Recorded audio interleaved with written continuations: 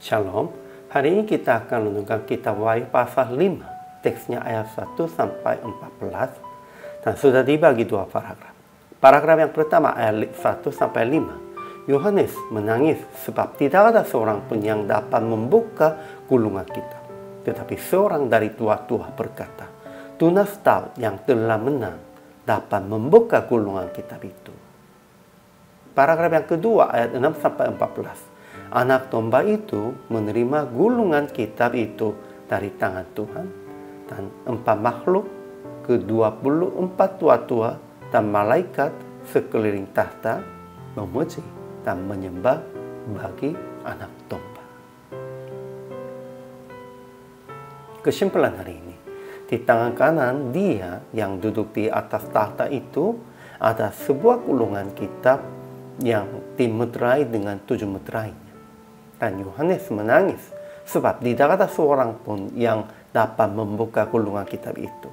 Tetapi seorang dari tua-tua berkata, singa dari suku Yehuda, yaitu tunas Daud, telah menang, ia dapat membuka gulungan kitab itu. Kemudian anak domba yang layak membuka meteri-materinya itu datang dan menerima gulungan kitab itu dari tangan Tuhan. Dan 4 makhluk, ke-24 tua-tua dan malaikat sekeliling tahtanya memuji dan menyembah bagi anak domba. Ajaran tentang Allahnya. Pertama, di tangan kanan seorang duduk di atas tahta itu ada sebuah gulungan kitab yang dimeterai dengan 7 meterainya. Kedua, anak domba, singa dari suku Yehuda, yaitu tunas Daud, telah menang. Ia layak dapat membuka gulungan kitab itu. Ajaran tentang manusianya. Pertama, seorang malaikat yang gagah bersuruh, siapakah yang layak membuka gulungan kitab itu dan membuka meterai-meterainya? Jadi Yohanes menangis karena tidak ada seorang pun yang dianggap layak untuk membuka gulungan kitab itu atau melihat sebelah dalamnya. Memang hatinya sedih, tetapi itunya juga harus kita mengucapkan terima kasih. Kenapa? Dari antara manusianya tidak ada. Manusianya tidak layak. Manusianya tidak mungkin apapun tentang keselamatannya. Tetapi Tuhan Yesus pasti akan menanggungnya semuanya. Dan bagi dia semuanya mungkin. Inilah sebenarnya anugerah Tuhan, kasih karunia Tuhan. Sehingga kita tidak usahlah sedih. Hanya percayalah dan hanya andalkan Tuhan saja. Kedua, seorang dari tua-tua berkata, jangan engkau menangis. Singa dari suku Yehuda, yaitu tunas Daud, telah menang. Sehingga ia dapat membuka gulungan kitab itu dan membuka ke-7 meterainya. Melalui Yesus Kristus pasti akan datang zaman akhir. Pada waktu itu Tuhan juga menyelamatkan kita semua orang percaya. Ketiga, 4 makhluk, ke-24 tua-tua dan malaikat sekeliling tahta memuji dan menyembah bagi anak domba.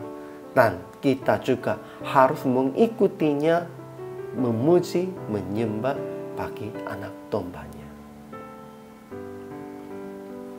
Jadi aplikasi hari ini, pertama, berharap akan membuka dan menjalankan rencana Tuhan akan mengakhiri dunia yang jahat.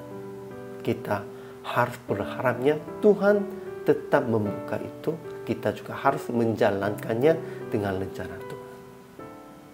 Kedua, memuji dan menyembah Yesus yang layak membuka generasi yang baru yang mengikuti jalan Yesusnya. Kita harus mengikutinya jalan Yesus itu, supaya kita juga membuka generasi yang baru.